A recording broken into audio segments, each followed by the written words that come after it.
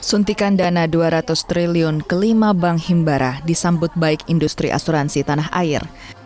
Dana tersebut diharapkan bisa mendorong pergerakan ekonomi dalam negeri.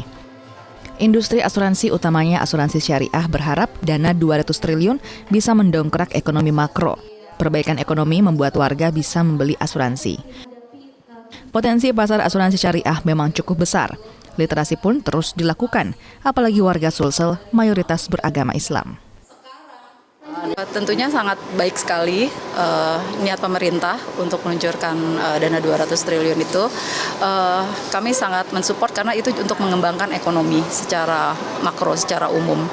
Tentunya nanti ekonomi berjalan baik, pendapatan masyarakat juga meningkat, dan ini akan baik sekali untuk masyarakat juga dapat memenuhi kebutuhan-kebutuhan dan membeli asuransi. Gitu. Jadi itu yang kita harapkan, ekonomi bergerak semakin meningkat dan masyarakat semakin bisa affordable untuk membeli asuransi.